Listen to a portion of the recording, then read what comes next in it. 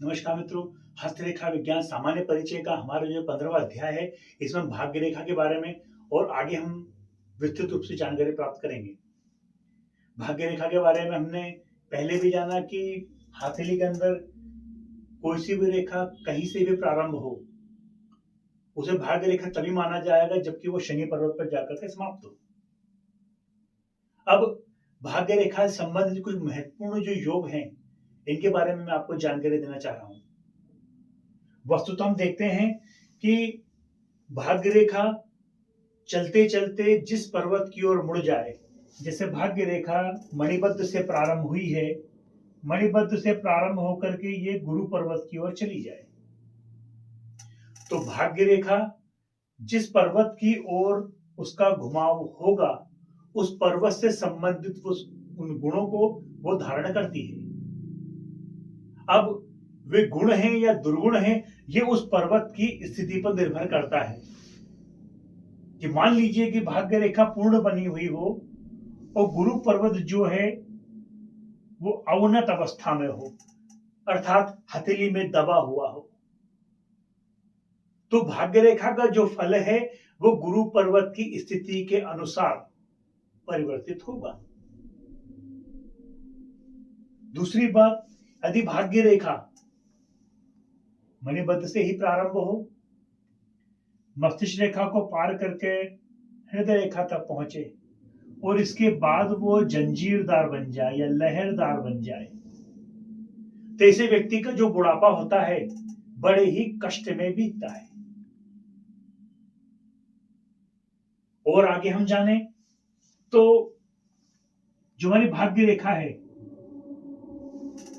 यदि ये cut cut कर टुकड़ों में बनी हुई हो, टुकड़ों में बनी हुई हो, तो हमने पहले वाले अध्याय में जाना कि जब टुकड़ों में भाग्य रेखा हो, तो ऐसा व्यक्ति अपने कार्य को स्थिर होकर के नहीं करता है, समय समय पर अपने कार्य के अंदर परिवर्तन करता है। लेकिन जब भाग्य रेखा टूटती है, तो आयु की जिस अवस्था में भाग्य रेखा का अवसान हो, उस अवस्था में आयु की अवस्था में आकर के जातक को शारीरिक, मानसिक और धन संबंधी विकारों से जूझना पड़ता है। कई बार व्यक्ति भाग्य रेखा के इस प्रकार के अभाव के कारण या इस प्रकार की भाग्य रेखा की टूटन जो हाथ के अंदर होती है, उसके कारण गलत संगति की ओर भी व्यक्ति प्रेषित होता है। अब यदि यही भाग्य रेखा चलते चलते मान लीजिए हाथ में इस स्थान पर आकर के रुक जाती है, भाग्य रेखा का प्रारंभ बहुत अच्छा है, लेकिन यकाएक चलते चलते वो रुक जाए, तो यह भी हाथ के अंदर शुभ संकेत नहीं माना जाता है। यदि व्यक्ति का सूर्य पर्वत बलवान हुआ और सूर्य रेखा हाथ में अच्छी अवस्था में है,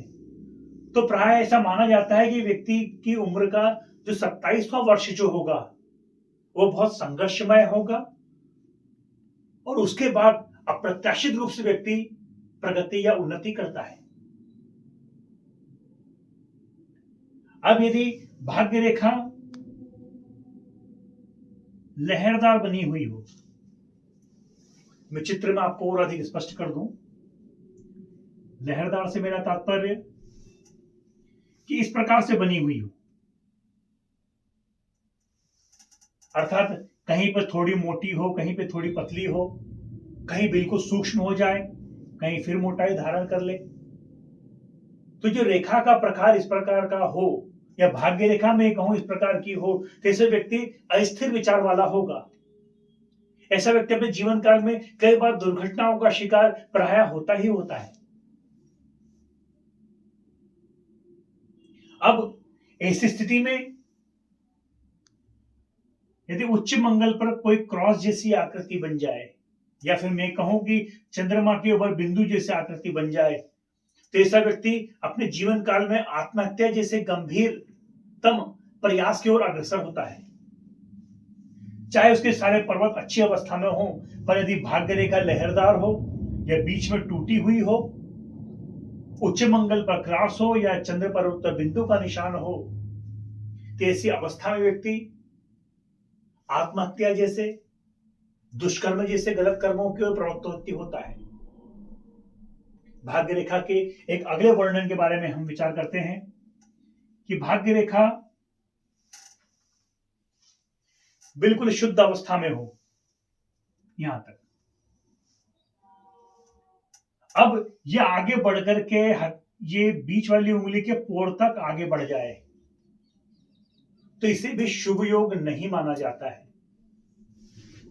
ऐसे व्यक्ति की आयु का युवावस्था या फिर वो बाल्यावस्था तो अच्छी रहती है, लेकिन वृद्धावस्था में जाकर के व्यक्ति का मानसिक संतुलन जो है